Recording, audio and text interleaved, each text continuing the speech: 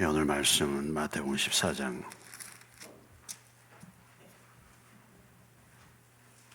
22절로 33절까지 말씀.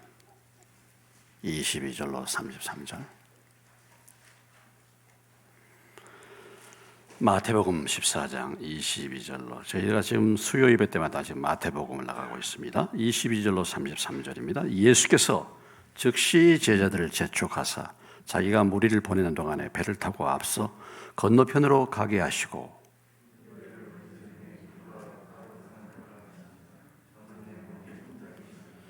배가 이미 육지에서 술이나 떠나서 바람이 거스름으로 물결로 말미암아 고난을 당하더라.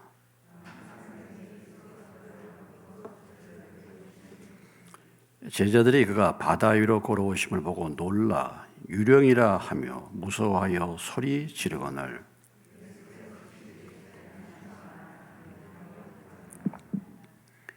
베드로가 대답하여 이르되 주여, 만일 주님이시거든 나를 명하사 물 위로 오라 하소서 하니,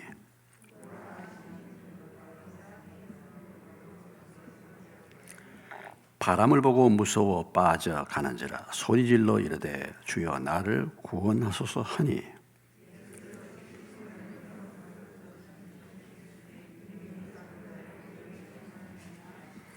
배에 함께 오름에 바람이 그치는지라 배에 있는 사람들이 예수께 절하여 이르되 진실로 하나님의 아들이로소이다 하더라. 아멘.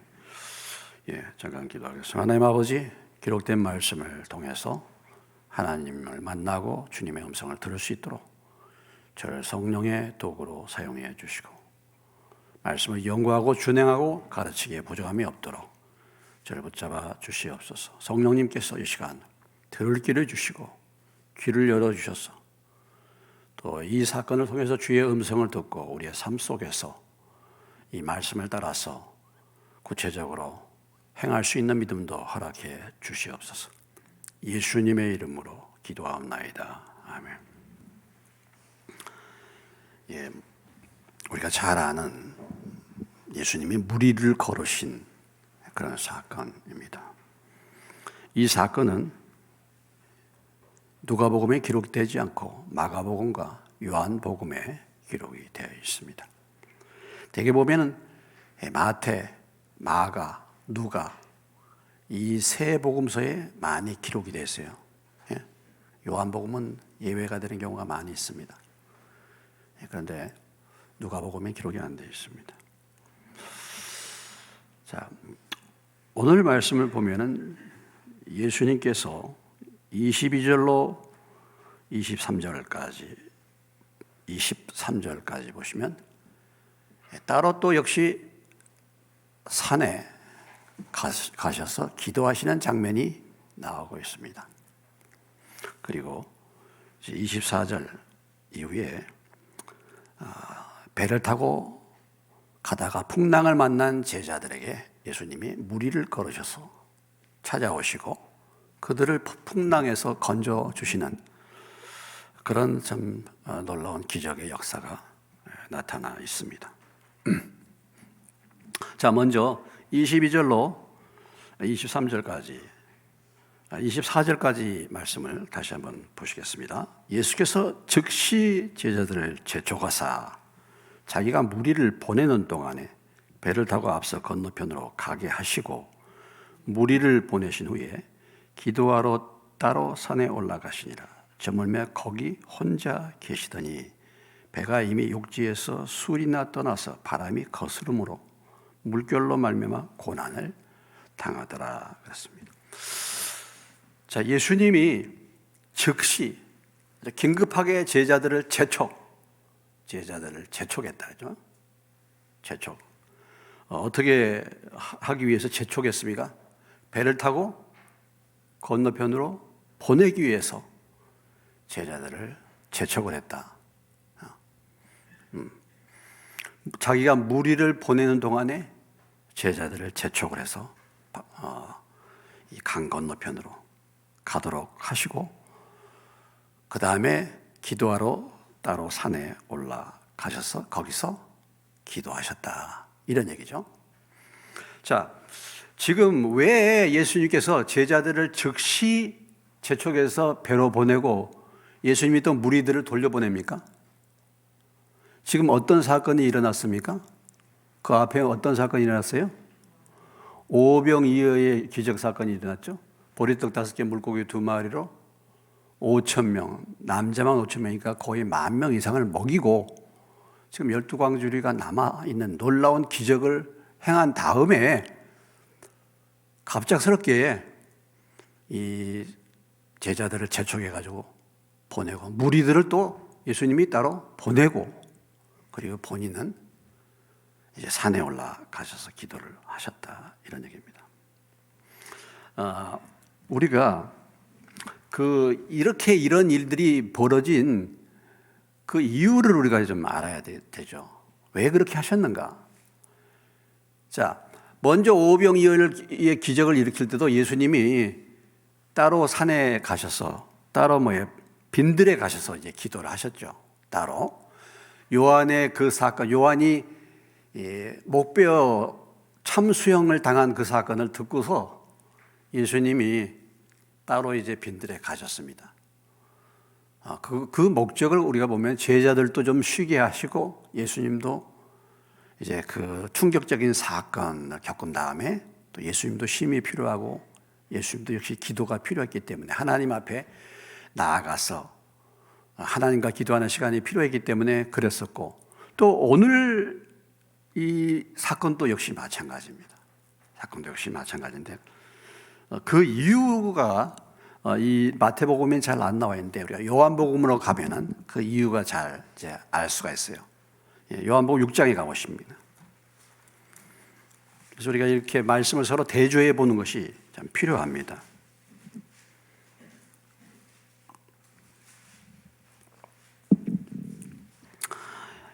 6장 15절입니다. 6장 15절. 요한복음 151페이지 찾으셨습니까? 같이 읽겠습니다. 그러므로 예수께서 그들이 와서 자기를 억지로 붙들어 임금으로 삼으려는 줄 아시고 다시 혼자 산으로 떠나가시나. 그러니까 지금 이들이 떡을 먹고 지금 놀라운 기적을 체험하고 예수님을 무엇으로 삼으려고요? 왕으로 삼으려고 예수님을. 왕으로. 무리들이 그랬단 말이죠. 억지로 붙들었다. 억지로 여기 붙들었다. 억지로. 그러니까 뭡니까? 강권적으로, 강제적으로 예수님, 당신은 우리 왕입니다 하고 이렇게 많은 무리들이 지금 예수님을 왕으로 삼기를 원했다. 그래서 예수님이 떠나가셨음에도 불구하고 이 무리들이 예수님을 막 쫓아옵니다. 쫓아옵니다. 자, 거기 24절에 보겠습니다. 6장 24절 보세요. 이제 24절로부터 27절까지 교독을 합니다. 이제 무리가 거기에 예수도 안 계시고 제자들도 없음을 보고 곧 배들을 타고 예수를 찾으러 가버나움으로 가서 예수께서 대답하여 이르시되 내가 진실로 너희에게 이르노니 너희가 나를 찾는 것은 표적을 본 까닭이 아니요 떡을 먹고 배부른 까닭이로다. 썩을 양식을 위하여 일하지 말고 영생하도록 있는 양식을 위하여 하라. 이 양식은 인자가 너에게 주리니 인자는 아버지 하나님께서 인치신 자니라. 그러니까 지금 이 무리들이 예수님을 막 열렬하게 지금 쫓아다니죠. 뭐 때문에 이렇게 예수님을 쫓아다녀요? 예? 뭐 때문에? 떡 때문에, 떡. 떡.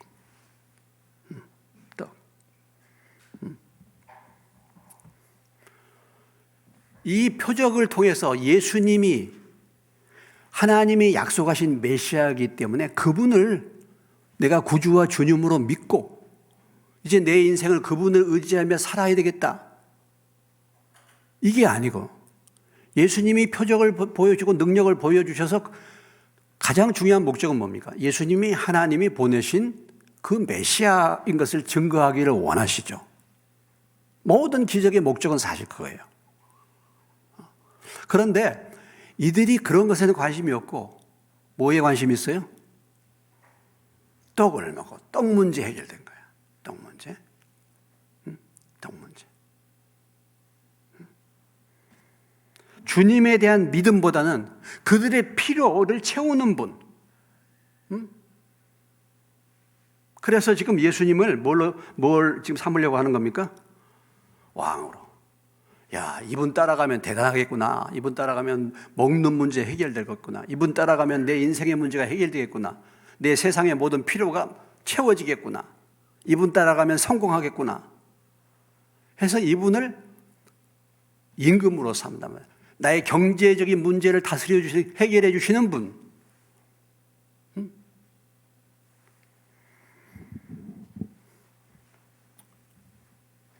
오늘 교회도 이런 사람들 많이 있습니다.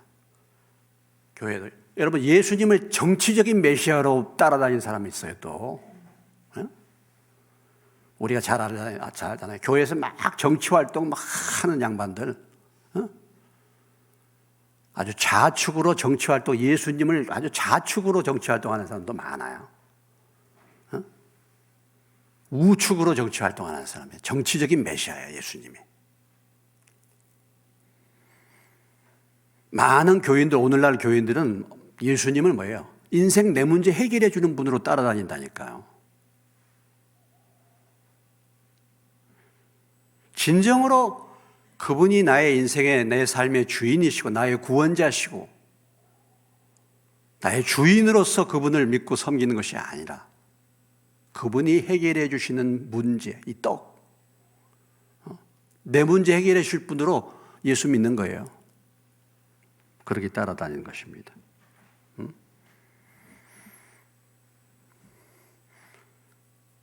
그래서 예수님을 뭐예요? 임금 삼으려고 하는 거예요. 자, 그러니까 참 큰 기적을 일으켰잖아요. 그러니까 예수님을 임금 삼으려고. 어떻게 본다면 예수님의 입장에서는 아주 막 왕으로 예수님을 섬겨주는 거예요. 왕으로 막 섬겨주는 거예요. 막 띄워주는 거잖아요. 띄워주는 거잖아요. 띄워주는 거. 영광 받기에 참 좋죠. 영광 받기. 내가 기도했는데 병이 나았어. 치료할 수 없는 병이 나았어. 이야, 대단한 거야. 그래서 뭐예요? 옛날에 남대문 교회 장로, 남대문 장로교회 장로님, 막 병이 막 나. 그분이 발 씻은 물을 갖다가 발라도 막 나았어. 이런 기적이 일어났어. 그러니까 그분이 누구셔? 박태선이가 된 거야. 내가 전도가냐? 내가 천부야. 이렇게 된 거예요. 이게 영광 받을 자리에 지금 예수님을 모시는 겁니다. 그러니까 자, 이렇게 되니까 자, 예수님이 임금되면은 예수님 따라다니는 제자들은 또 뭐가 되는 겁니까? 한자리 하는 거잖아요. 그러잖아요. 한자리 하는 거잖아요. 막 한자리 하는 거야. 한자리 막 하죠. 영광 막 받기 좋죠.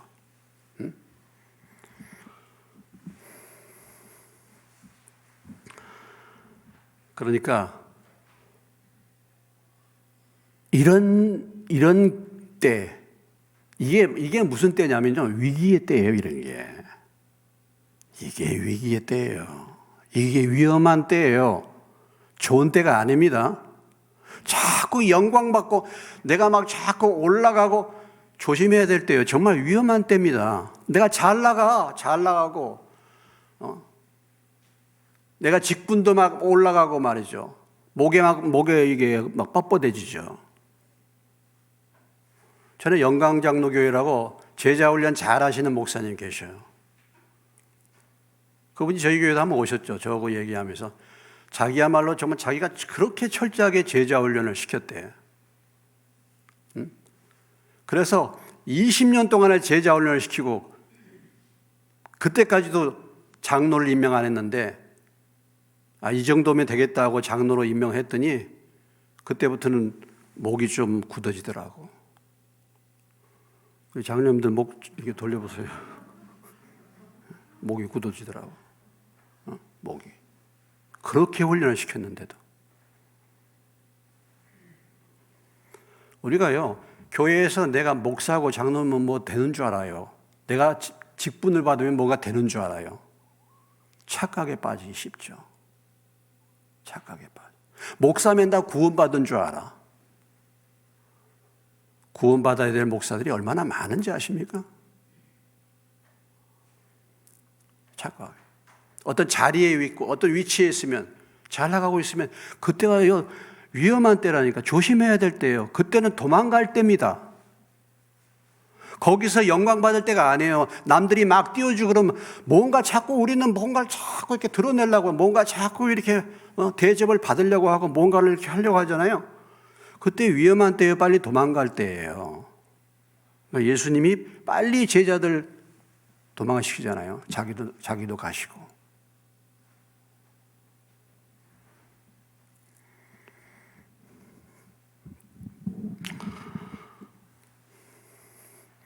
오늘 참 우리들의 문제는요, 사람들이 막 이렇게 몰려들고 막 이렇게 하면요, 뭔가 있는 것 같아, 뭔가.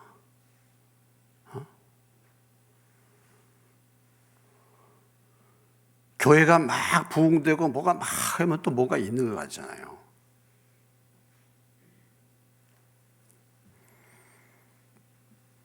여러분 마음 가운데 뭔가 딱 자꾸 사람들이 나를 좀 알아주고 이렇게 뭐 해줬으면 하는 그런 기대가 자꾸 있습니까?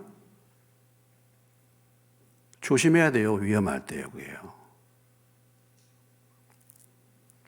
교만이 그냥 오는 게, 우리가 결정적인 것은 뭐냐면 교만이거든요.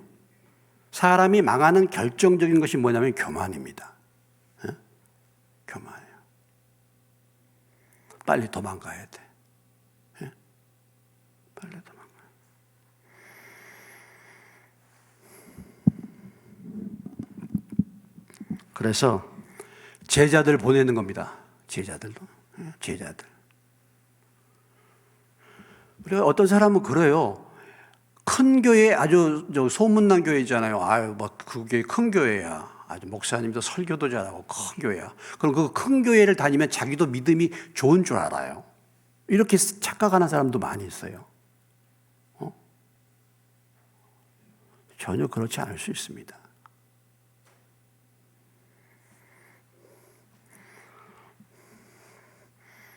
그래서 위기가 오니까 예수님이 제자들도 보내고 뭐예요? 자기도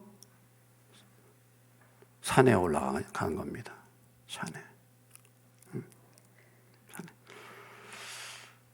우리가 예수님을 보면 예수님의 사역을 시작하실 때 뭘로 시작하셨어요? 맨 처음에 예수님이 사역 시작하실 때 어떻게 사역을 시작하셨습니까? 40일 금식했잖아요. 그리고 우리가 이 복음서를 보면 순간순간마다 예수님이 따로 어디 가십니다. 빈들에 가시고 새벽에 미명에 기도하러 가시고 산에 올라가서 밤새 기도하시고. 자, 금식 기도, 새벽 기도, 철야 기도, 이런 기도가 다 누가 하셨습니까? 예수님이 하신 기도예요. 또 여러분은 왜 안 하십니까? 여러분 예수님보다 더 능력이 많으십니까? 지금은 새벽 기도 시대가 아니에요. 지금 뭐 금식합니까? 지금 뭐 철야합니까? 그렇습니까? 아니, 예수님도 하셨는데, 예수님도 사역을 시작하시며 40일을 금식하시고, 이렇게 문제 있을 때마다 늘 자주 산에 올라가서 늘 혼자서 기도하시고, 새벽에 기도하시고, 마지막 겟세마네 기도 마지막 시작뿐만 아니라 마감할 때도 겟세마네 동산에 가서 땀방울이 핏방울이 되도록 기도하시고 제자들에게 같이 기도하라고 권면하시고 이렇게 하셨는데 오늘 우리들은 너무 기도가 없어요. 다 자기 힘으로 살만해.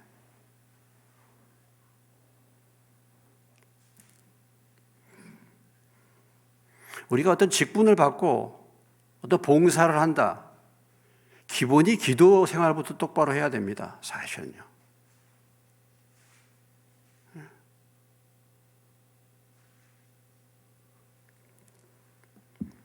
이 부분이 안 잡히면 하나님과, 오늘 예수님이 그랬잖아요. 위기의 때에 어디로 가십니까? 예수님 하나님 만나러 가시는 거잖아요. 하나님을 혼자 독대하시는 것입니다. 독대하시는 거죠. 하나님을 혼자서 대면하시는 것입니다. 대면하시는 거죠. 여러분들이 교회를 섬기면서 먼저 기도로 주님을 만나시기를 주의 이름으로 축원합니다. 먼저 기도로 교회를 섬기시기를 주의 이름으로 축원합니다. 기도.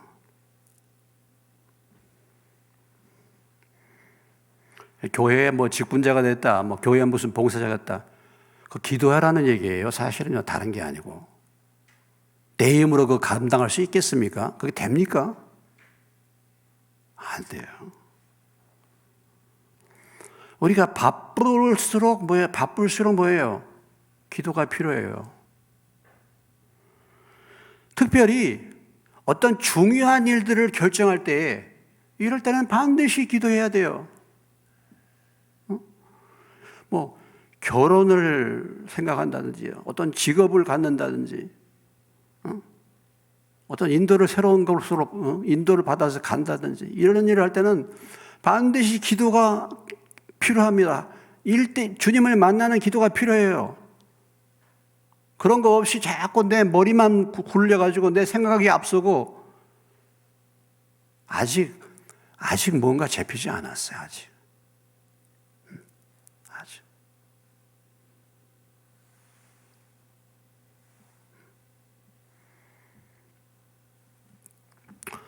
자, 오늘 우리가 말씀을 보면 예수님은 주로 뭐예요? 빈들이라든지 이렇게 사람 없는 곳에 산에도 가시고, 물론 이제 이 산이라는 것이 우리나라 산 같지 않습니다.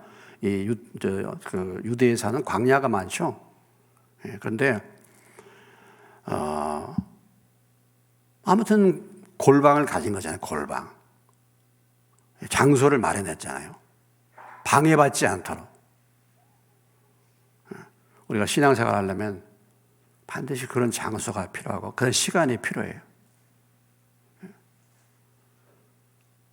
2022년도에는 여러분들이 기도하는 시간, 기도하는 장소를 마련하시기를 주의 이름으로 축원합니다. 기도의 골방을 가지세요. 그럼 물어보시고 기도하시고, 주님 지금 위험한 때예요. 이들이 사람들이 와가지고 나를 임금 삼으려고 하는데, 자꾸 이렇게, 자꾸 사람들이 나를 띄우려고 하는데, 주님, 제가 뜨다가 떨어지지 않게 해달라고. 행가에 치고 막 우승하면 그렇잖아요. 감독을 막 올리잖아요. 막 띄워 올려. 얼마나 좋겠어요. 막. 안 받고 다 가버려. 그럼 어떻게 해?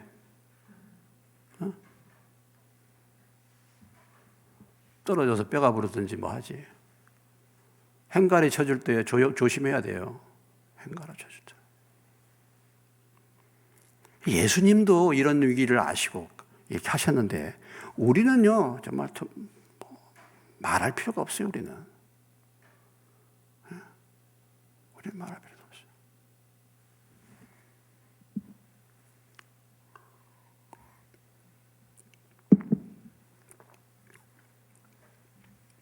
오늘 여기 예수님을 따라오는 사람들을 보십시오.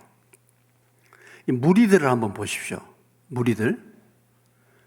무리들이 따르는 목적이 무엇이었어요? 예? 눈앞에 있는 거예요. 눈앞에 있는 거. 이게 사람들이에요, 이게 민중들이라는 거예요, 민중들. 이게 백성들이라는 것입니다. 백성들은 참 이렇게 어리석어요. 이 백성들이 다름 아니라 저와 여러분입니다. 우리는 어떤 영적인 것을 깊이 알지를 못해. 그냥 눈앞의 것만 어떻게 해결받기를 원해요, 항상. 신앙생활도 그래, 신앙생활도. 보면은. 이 무리들은, 예수님은 무리들을 사랑하셨죠, 물론. 그렇기 때문에 그들이 굶주렸을 때 먹을 것을 줬잖아요.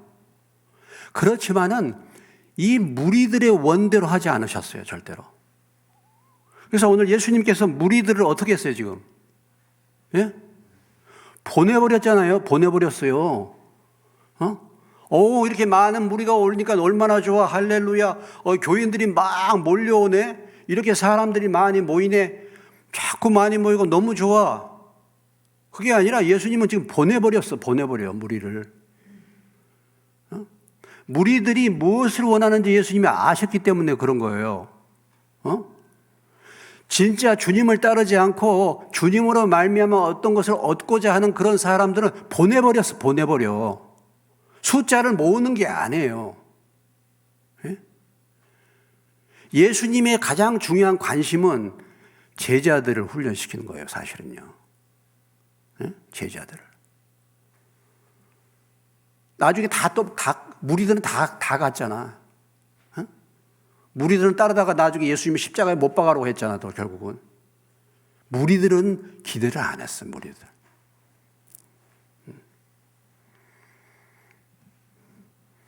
그래서 우리가 이 무리들의 뜻, 무리들이 원하는 거, 이게 항상 하나님 뜻이 아니에요. 오늘날요, 우리가 여론조사라는 게 있잖아. 여론조사 이게 참, 이거. 누구는 몇 퍼센트, 지난번에도 보면 별별 여론조사에 몇 퍼센트 있잖아? 여론조사 믿을 거 하나도 없어요. 여론조사.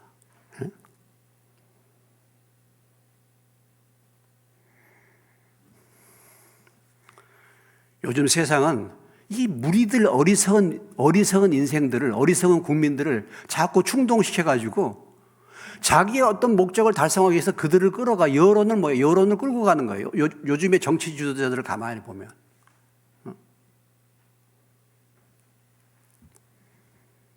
사람들을 그렇게 끌어가는 것입니다. 국민들의 수준이 그 나라의 수준을 말하는 것이고, 그러잖아요. 국민들이 뭐 준다 그러면 왜 이렇게 좋아하는가 몰라.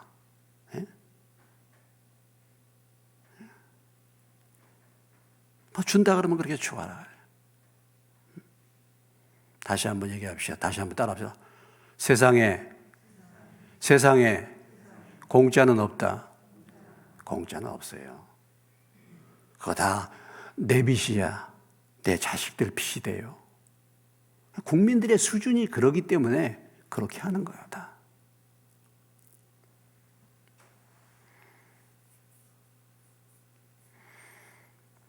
국민의 뜻이란 게 우리가 그렇죠.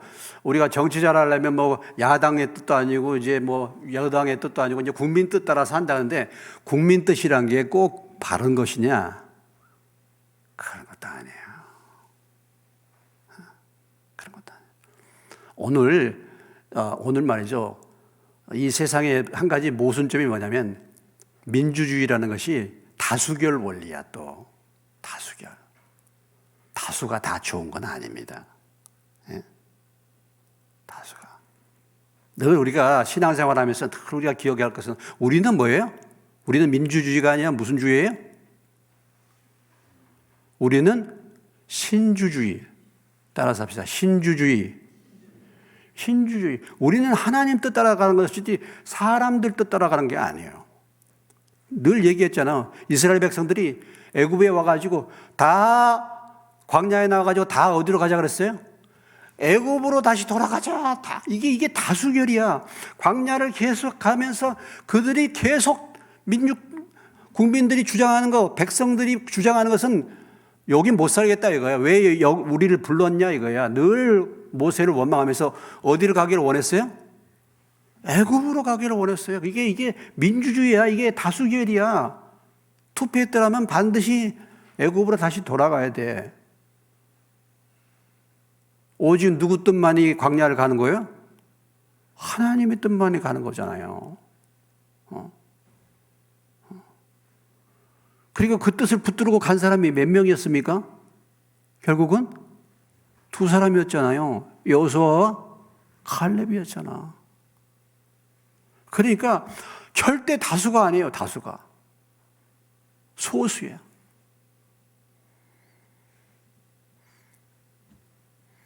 교회도 마찬가지입니다. 여러분들이 아무리 반대를 해도 이것이 하나님 뜻이 분명하다면 저는 갑니다. 그런 거 안 해요. 다 가셔도 저는 만약에 이것이 하나님 뜻이라면 그거 가죠. 다 반대를 해도.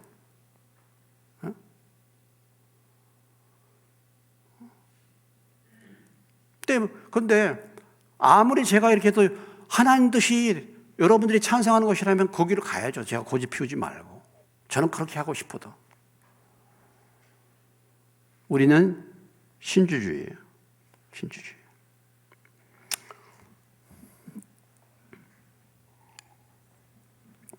그래서 예수님이 저물매 혼자 산에 기도하러 가셨습니다. 기도하러 가셨어요. 오늘 우리의 신앙생활의 문제가 뭐냐면 오늘은 너무 기도가 없는 시대에 살고 있어요. 우리는 너무 기도 없이도 살 수 있는 사회가 됐습니다. 이 세대가 그래요. 아프면 다 병원에 가요. 뭐 먹을 것이 뭐 굶주린 것도 없고. 기도할 게 별로 없어.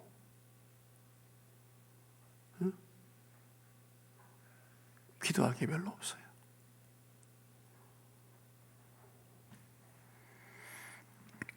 근데 그럴 때일수록 우리가 조심해야 되잖아요. 그럴 때일수록. 기도할 게 없을 때일수록 위기가 온 거예요, 사실은요. 가장 위기는 언제입니까? 기도할 게 없어가지고 기도가 없는 것이 가장 큰 위기예요. 그게 위험한 거예요. 오늘 예수님은 제자들 보내고 빨리 따로 산에 가셨습니다.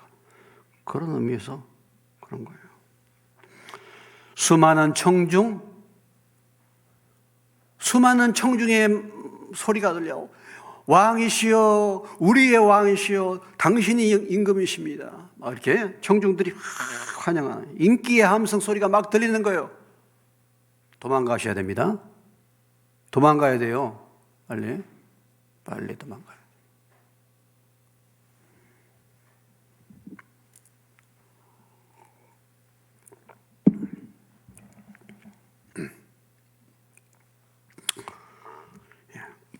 이거 위험하다.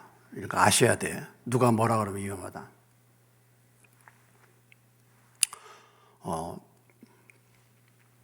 제가 이제 동영상으로 이렇게 설교를 올리잖아요. 제가 뭐 동영상으로 설교 올리고 싶어서 올립니까? 저는 전혀 그런 마음 없어요. 저는 설교가 항상 힘들고 어려워요. 저는 지금까지 설교가 제일 힘들어서 설교가 제일 힘들어요. 전 목사인데 늘 그래요. 얘기 들어보세요. 늘 뭐라고 얘기하는가 제가. 저는 설교 은사는 안 해요. 저는 가르치는 은사요. 가르치는 건 잘 가르치겠어요. 근데 저는 설교 은사는 아니에요. 그러나 목사가 설교해야 되니까 설교하는 겁니다. 그러니까 참 이게 아주 짐이에요, 전요. 그래서 이 동영상으로 제 설교를 올린다 이거 참 부끄러운 것입니다. 정말 그래요. 뭐 별 올려오는 설교도 막 올리고 싶어가지고 막 견디지 못하는 사람도 있어요. 이렇게. 근데 이제 코로나 때문에 이제 뭐 이렇게 올리잖아요, 영상을. 그리고 이제 어떤 분들이 얼마나 주변에 있는 분들이 보는지 잘 모르겠어요. 뭐 제가 이렇게 보면은 구독자 보니까 몇십 명 이거밖에 안 되죠. 예? 예. 그래서 참 감사한 것은 우리 누님이 늘 보셔. 저희 누님이, 그래서 내가 동영상을 올렸더니 우리 누님이 그 설교를 늘 들으셔요. 그래가지고 늘 저한테 반응을 보입니다. 이렇게. 야, 설교 은혜 받았다고. 저희 누님이 교회를 왔다 갔다 하시거든요. 교회 왔다 갔다 하셨네. 과연 복음이 있는지 없는지 아직 몰라. 제가 볼 때는 복음이 없었어요. 그 좀 조금 죄송스러운 얘기지만 그 교회가 장로교회인데 상당히 큰 교회인데 죄송스럽지만 제가 설교를 잘 못해도 제가 설교를 들어보면요 알아요. 이게 기본적으로 말씀에 기초를 둔 설교인지 복음이 있는 설교인지 아닌지는 제가 구분을 해요. 근데 그런 설교가 아니에요. 근데 저희 누님이 제 설교를 이제 45분, 50분 듣잖아요. 보통 제가. 근데 아주 기다리시면서 들어요. 그러면서 피드백을 보내와. 은혜 받았다고 그러고 자꾸 보내와. 그래서 이제 어제도 저한테 연락이 왔어. 은혜 받았다고 그러면서 누룽지를 너무 은혜를 받아서 누룽지를 보내주겠다고.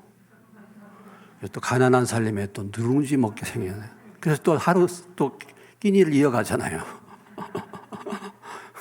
그러니까 또 이제 우리 은혜 엄마가 아이고 당신 설교 잘해갖고 이렇게 누룽지가 오니까 얼마나 좋은지 모르겠다.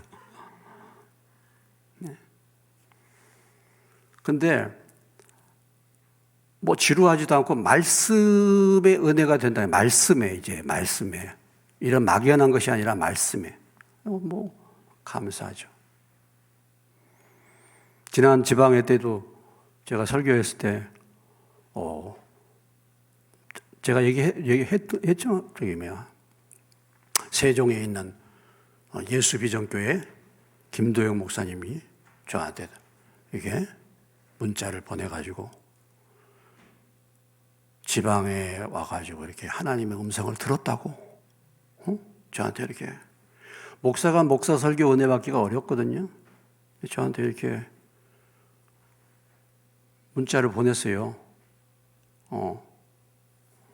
그래서 내가 주님의 음성을 이번 지방에, 내가 왜 지방에 이렇게 참석해야 되나, 어떤 때는 의미 없이 지방에 참석하는 경우가 많은데 하나님이 이번 지방회 때 말씀을 주셨다. 근데 그 목사님뿐만 아니라 다른 목사님도 많이 은혜를 받았어. 내가 만나보니까 제 설교 사이트를 좀 알려달라고. 그게 아닌데. 제가 그랬죠.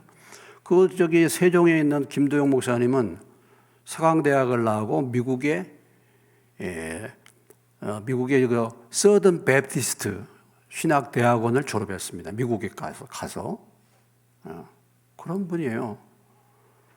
그래서 저한테 보내왔어요. 그래서 아이고 시골교회 목사한테 은혜 받다니 그건 목사님 마음이 참 순전해서 그러신 거라고 제가 그렇게 이제 했는데 뭐 이제 그렇게 자꾸 하니까 내가 설교를 좀 괜찮게 하는 모양이네. 이게 이렇게 들어오는 거예요. 우리 교회 성도님들은 이 긴 설교를 들으면서 얼마나 지루할까 저는 이제 그렇게 생각하는데 이럴 때 제가 이제 조심해야 되겠다. 괜히서 마음이 이렇게 또 높아질 수도 있잖아요. 그런 말 들으니까 또 아무튼 우리가 자꾸 누구한테서 이런저런 소리를 들으면요 조심해야 될 때예요. 조심해야 될 때요. 나도 모르는 사이에 당신의 설교가 신의 소리입니다. 누구 얘기예요? 헤롯 안티파스. 대왕의 그 소리가 신의 소리입니다. 하나님의 영광을 돌리지 않고 충에 먹어 죽었다. 병에 걸려서 죽었다는 거 아니겠습니까? 잘 나갈 때 조심해야 돼. 높아질 때 조심해야 되고, 누가 날 칭찬해 줄 때 조심해야 돼. 칭찬은 뭐 고래를 춤추게 한다. 뭐 칭찬해 주셔요. 칭찬해 주고 칭찬 받는데 위험한 때입니다. 위험한 때. 빨리 산으로 갈 때요. 오늘 예수님이 그런 때입니다. 자, 그래서 제자들이 이제 배를 타고 이제 나갔는데 문제가 생겼습니다. 24절 바람이 거스름으로 물결로 말미암아 고난을 당했다. 마가복음 6장에 보면은 풍랑을 만났다 그러죠. 풍랑. 아주 고난을 당한 거예요. 그들이 아주 어려운 처지에 지금 처하게 된 것입니다. 자, 이들이 고난을 당했어요. 자, 이들이 왜 고난을 당했습니까?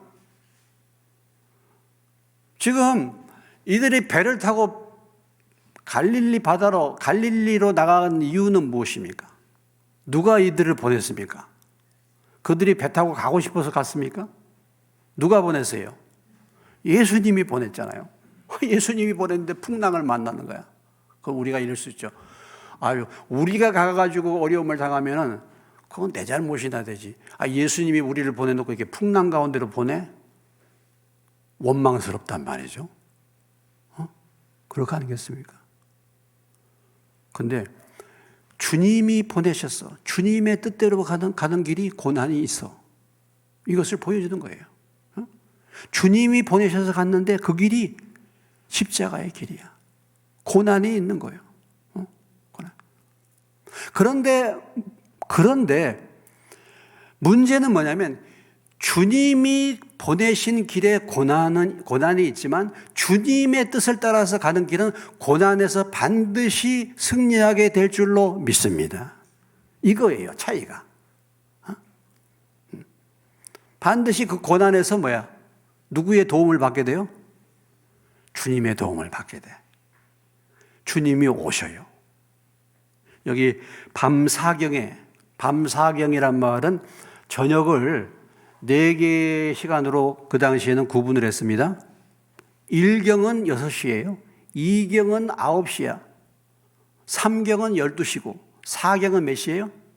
저녁 3시. 그러니까 지금 이 제자들이 배를 타고 가면서 지금 풍랑을 만났어. 지금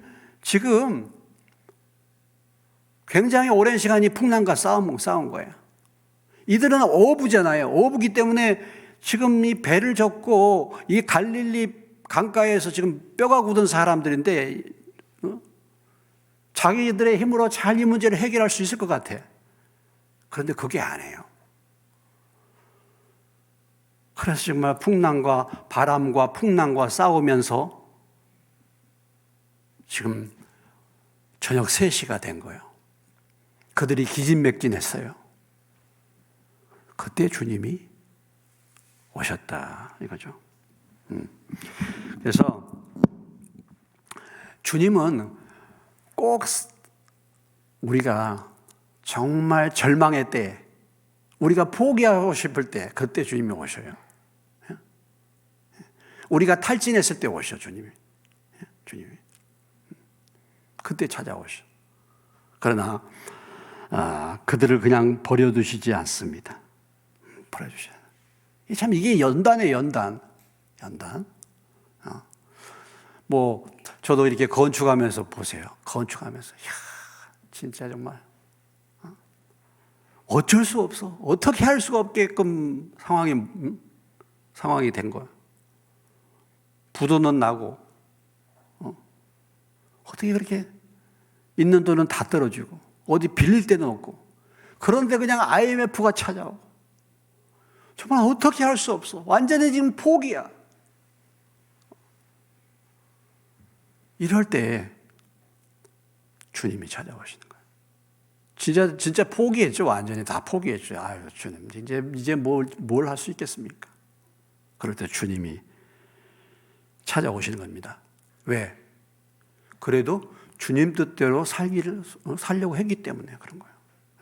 이 예배당을 건축하고 이것을 내 잘 먹고 잘 살기 위해서 한 겁니까? 아니잖아요. 그러니까 주님이 도와주시는 거예요. 내가 내 사업하고 남의 빚 얻어가지고 내 사업하다가 내가 부도나고 내 사업하다가 빚졌습니까? 그런 거 주님이 도와주셔요? 물론 간절히 기도하면 도와주실지 모르지만 그런 것은 망해요. 망하는 게 도와주는 거야. 그런데 이런 케이스는 그게 아니죠. 그래서 중요한 것은 주님이 인도하시는 길을 가면은 거기에 따르는 고난은 반드시 주님이 그 시험은 이기게 하시고 그 문제는 해결해 주신다라는 것이죠. 주님이 바다 위를 걸으셔 물 위를 걸어오셔서까지 그들을 도우십니다. 이것을 우리에게 보여주고 있는 거죠. 자, 물 위로 걸으신 예수님, 초자연적인 주님이시잖아요. 그렇죠? 물 위를 어떻게 사람이 걸어요? 그러니까 자연계를 지배하시는 하나님의 아들이심을 나타내고 있는 것이죠. 예수님이 물 위를 걸으셨다는 거. 그래서 정말 예수님은 하나님으로서, 하나님의 아들로서 자연계를 지배하시는 초자연적인 기적을 일으키시는 분. 또 한편으로는 어떤 파도나 환경을 극복하실 수 있는 분이심을 우리에게 말씀해 주고 있는 거예요. 그리고 또 어떤 의미에서 있어서는 하나님의 역사하시면 불가능은 없다는 것을 보여주고 있는 것입니다. 또 한편으로는 우리 그리스도인의 삶은 뭐예요? 불가능을 가능케 하는 삶이에요. 할렐루야. 사실 우리가 그리스도인의 삶을 사는 것은 우리 힘으로는 불가능한 일이에요. 그런데 하나님이 오셔서 성령님을 통해서 이 삶을 가능하게 하신단 말이죠. 그래서 이게 놀라운 삶인 거예요. 그래서 무리를 걸을 수 없잖아. 근데 그런 불가능을 가능케 하시는 예수님, 그분을 믿는 우리도 역시 도저히 우리 힘으로 할 수 없는 삶을 우리가 살 수 있도록 도우시는 분이십니다. 이것을 보여주고 있는 것이죠. 그래서 이런 그 초자연적인 역사들을 통해서 결국은 예수님께서 그 주변에 있는 사람들이나 제자들에게 가르쳐 주기를 원하시는 메시지는 33절이에요. 결국은 같이 읽겠습니다. 33절 다시. 배에 있는 사람들이 예수께 절하며 이르되 진실로 하나님의 아들이로소이다. 진실로 하나님의 아들이로소이다. 아니, 지금 예수님이 진실로 하나님의 아들이심을 제자들이 몰랐습니까? 몰랐어요? 알았어요. 그런데 다시 이 무리를 걷는 사건을 통해서 다시 진실로 하나님의 아들이심을 고백하는 거예요. 다시 진실로 하나님의 아들이신 예수님을 만나는 것입니다. 아니, 오병이어의 기적을 일으킬 때 그 예수님은 초자연적인 예수님 아니십니까? 그렇지 않습니까? 아니, 보리떡 5개 물고기 2마리로 10,000명 이상을 먹이시는 그 예수님은 무리를 걸으시는 예수님과 다를 바 있습니까? 도저히 고치지 못하는 병자들을 고치시고 그런 기적들을 행하시는 예수님은 초자연적인 예수님 아니십니까? 죽음 가운데서 부활하신 예수님은 초자연적인 분은 아니십니까? 동정녀 마리아에게서 태어나신 예수님은 초자연적인 분 아니십니까? 이미 그런 일들을 통해서 우리가 예수님이 하나님의 아들이심을 믿었어요. 그런데 상황만 달라지면 그 주님을 잊어버리는 거야. 그 주님을 진실로 고백하지를 못하는 거야. 믿지를 못하는 거예요. 그래서 예수님이 물 위로 걸어오시니까 유령이라고 두려워하잖아요. 유령이라고. 우리가 말은 그렇습니다. 말은 우리의 인생의 삶 속에서 이런 일 저런 일을 겪으면서 예수님은 하나님의 아들이세요. 예수님은 우리의 구원자십니다. 예수님은 우리의 주인이세요. 이렇게 늘 고백은 해요. 그런데 실제 삶에서 탁 부딪히면은 그 주님이 간 곳이 없다니까. 그래서 이런 사건들을 통해서 자꾸 제자들에게 예수님이 정말 하나님의 아들이심을 믿게 만드는 겁니다. 고백하게 만드는 거예요. 만나게 만드는 거예요. 이 사건뿐만 아니라 예수님이 또 그러시잖아요. 너희는 나를 누구라 하느냐? 또 물어보시잖아요. 지금 이렇게 고백을 했는데 나중에 보면 또 예수님이 뭐라고 말씀하셨습니까? 가이사라 빌립보에 가서 너희는 나를 누구라 하냐? 또 물어보시잖아요. 어떤 사람은 엘리야, 어떤 사람은 누구라고 하는데 주는 그리스도시요 살아계신 하나님의 아들이십니다. 그럴 때 예수님이 칭찬하시잖아요. 아니 지금 고백을 한두 번 들었습니까? 자꾸 물어보시는 거예요. 여러분 정말 여러분들이 예수님이 여러분의 구주와 주님이신 것을 믿습니까? 예수님은 여러분들의 구주와 주님이십니까? 아멘해. 아멘 하는데 실제로 가면은 주인이 아니라니까. 그분이 나를 다스리지 않는다니까. 말은 해요. 진실로 하나님의 아들이십니다. 아니 기도도 응답하고 문제도 해결해 주고 지금까지 내 삶을 보니까 하나님이 역사하셨어. 하나님이 살아 계셔요. 그런데 문제만 부딪히면은 아니야. 아니 왜 이렇게 부들부들 떨어? 신앙생활을 10년, 20년을 해도 왜 물질 생활을 제대로 똑바로 못해가지고 부들부들 떠느냐 말이야. 예수님이 하나님의 아들이시고 인생의 주인이신데 우리의 모든 것의 주인이신데 왜 그분을 믿지 못하고 부들부들 떠느냐 이 말이에요. 아직도. 아직 믿지 않는 거예요. 말은 그렇게 하는데.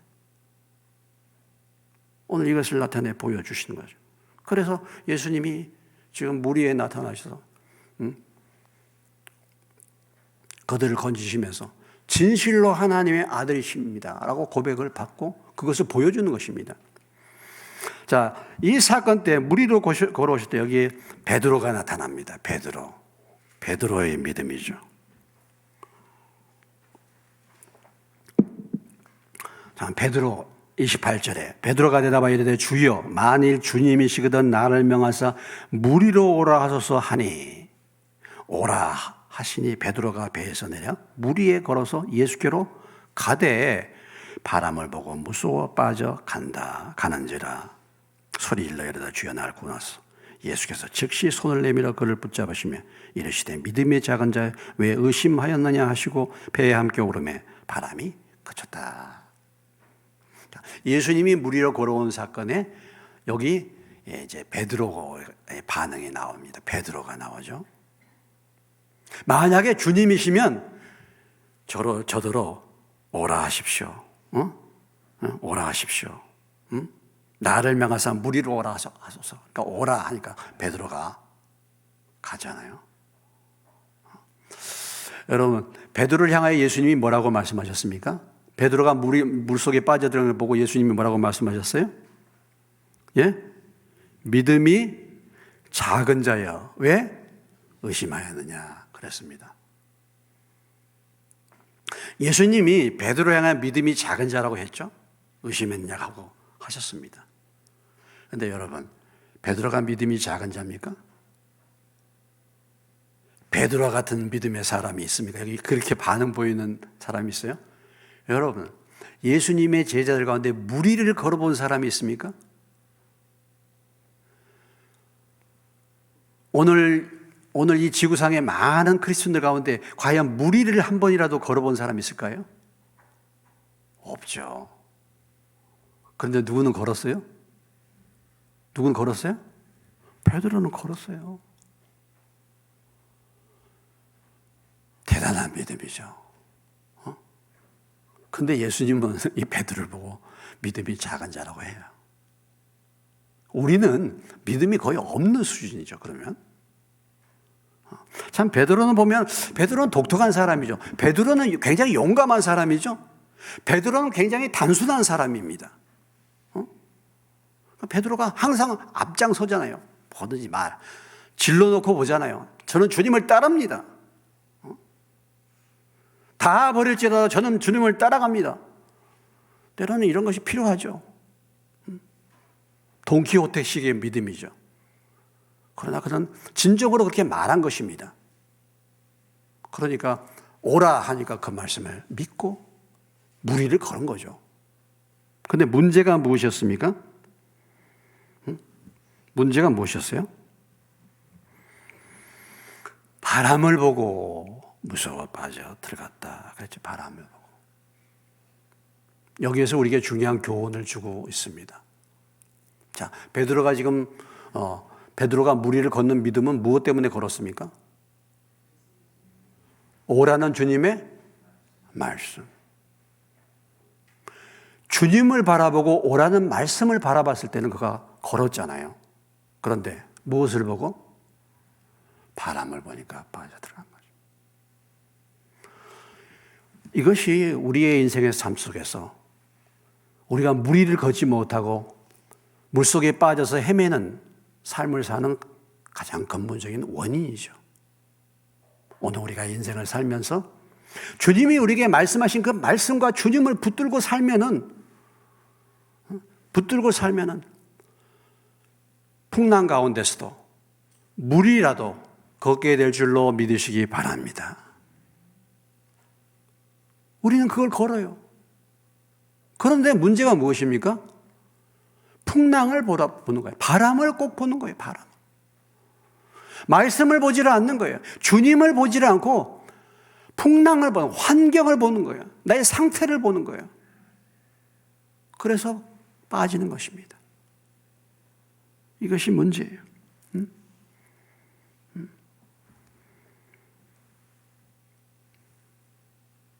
환경보다, 문제보다 크신 주님, 그러죠? 환경보다, 문제보다 크시고, 환경보다, 문제보다 더 크신 주님의 말씀을 붙들고 가야 되는데, 말씀보다 세상이 더 크게 보여. 말씀보다 환경이 더 크게 보여. 말씀보다 문제가 더 크게 보여.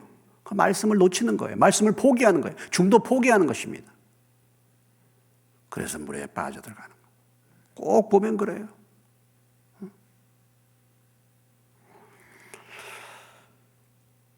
우리가 그렇습니다. 우리가 그래요. 저도 그렇습니다. 우리가 먼저. 그러나 그래도 길이 있어요. 그래도 작은 믿음이 있는 거야. 오늘 베드로는 그렇죠. 베드로가 뭐예요? 물에 빠졌을 때 어떻게 했습니까? 30절 소리 질러 이르되 주여 나를 구원하소서.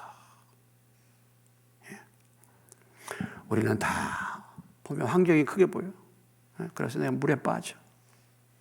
말씀을 바라보고 믿음을 붙들고 가면 얼마나 좋겠어. 물에 빠져.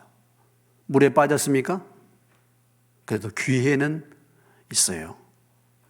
소리 질러 구하시기를 주의 이름으로 축원합니다. 소리 질러. 주여 나를 구원하소서. 주여 나를 구원하소서. 이 소리를 안 질러. 이 소리를 안 질러요. 물에 빠진 말씀을 붙들고 무리를 걸을 생각도 안 하고, 그리고 빠져도 구원해달라는 소리를 지르지 않습니다. 그러나 물에 빠진다 할지라도 소리를 질러 구원해달라고 기도하면 주님이 반드시 구원해 주실 줄로 믿습니다. 그래서 항상 위기 때 주님을 부르는 믿음이 중요해요. 환난 날에 내게 부르라. 그럼 내가 너를 건지시리라. 이렇게 말씀하셨죠. 예. 우리 인생의 삶에 풍랑이 있지 않습니까? 그렇죠? 여러분, 우리가 다 풍랑 속에 삽니다. 배가 평탄하게만 가면 얼마나 좋겠습니까? 그러나 바람이 불죠. 인생에 풍랑이 옵니다. 그럴 때마다 말씀을 붙드시기를 주의 이름으로 축원합니다. 그 풍랑을 바라보지 말고 말씀을 붙들면 하나님이 건지시고, 혹시라도 믿음이 없어 빠져들어가면 주님 앞에 소리질러 기도할 때 하나님이 구원하시는 주님의 힘을 우리에게 오늘 이 말씀을 통해서 보여주고 있는 것입니다. 다시 한번 오늘 이 사건을 통해서 내 믿음이 어떤가? 내 믿음은 어떤가? 예수님이 나를 보실 때 베드로를 보고 내 믿음이 작다 이렇게 표현했는데 믿음이 작은 자여 왜 의심했느냐 하는데 주님이 나를 보시고 내 믿음에 대해서 뭐라고 말씀하시겠습니까? 너는 보니까 아주 믿음이 아주 없구나 이렇게 얘기할 수 있지 않겠어요? 백부장에게 말씀하신 것처럼 이스라엘에서 너만한 믿음을 가진 사람을 내가 보지 못했다. 이런 큰 믿음을 소유하면 얼마나 좋겠어요. 어찌됐든 간에 주님 앞에 칭찬받는 믿음의 사람들로 말씀을 붙드는 사람들로 견고하게 설 수 있는 저와 여러분 되시기를 주의 이름으로 축원합니다. 기도하겠습니다.